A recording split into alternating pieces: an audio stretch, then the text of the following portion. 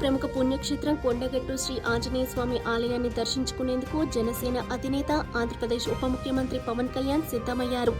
వచ్చే ఏడాది అంటే 2026 జనవరి 3వ తేదీ శనివారం నాడు ఆయన కొండగట్టు క్షేత్రానికి విచ్చేయనున్నారు. పవన్ కళ్యాణ్ పర్యటన ఖరారు కావడంతో అటు రాజకీయ వర్గాల్లోనూ ఇటు భక్తుల్లోనూ ఆసక్తి నెలకొంది.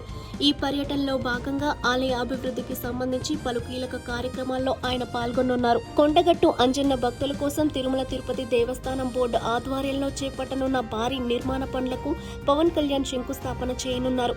ముఖ్యంగా హనుమాన్ దీక్షలు చేపట్టే వేలాది మంది భక్తుల సౌకర్యార్థం దీక్షా విరమణ మండపం, అత్యాధునిక వసతులతో కూడిన సత్రం నిర్మాణానికి ఈ సందర్భంగా భూమి పూజ నిర్వహించనున్నారు. ఈ ప్రాజెక్టును టీటీడీ బోర్డు ఎంతో ప్రతిష్టాత్మకంగా తీసుకుంది. సుమారు 35.19 కోట్ల రూపాయల భారీ వ్యయంతో ఈ అభివృద్ధి పనులు చేపట్టనున్నారు. ఇందులో భాగంగా 2000 మంది భక్తులు ఒకేసారి దీక్షా విరమణ చేసేలా విశాలమైన మండపాన్ని నిర్మించనున్నారు. అలాగే దూర ప్రాంతాల నుండి వచ్చే భక్తుల వసతి కోసం 96 గదులతో కూడిన భారీ సత్రాన్ని కూడా నిర్మించనున్నారు.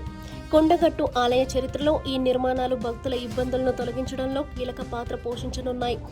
పవన్ కళ్యాణ్ గతంలో కూడా తన రాజకీయ ప్రస్థానంలో కీలక నిర్ణయాలు తీసుకునే ముందు కొండగట్టు అంజన్నను దర్శించుకోవడం ఆనవాయితీగా వస్తోంది. ఇప్పుడు ఏపీ ముఖ్యమంత్రి హోదాలో టీటీడీ భాగస్వామ్యంతో జరుగుతున్న ఈ అభివృద్ధి కార్యక్రమానికి ఆయన రానుండడం ప్రాధాన్యత సంతరించుకుంది. పవన్ కళ్యాణ్ రాకను పురస్కరించుకొని ఆలయ అధికారులు, జనసేన కార్యకర్తలు భారీ ఏర్పాట్లు చేస్తున్నారు. జగిత్యాల జిల్లా పోలీసులు కూడా పటిష్టమైన భద్రతా చర్యలు చేపట్టేందుకు సిద్ధమవుతున్నారు.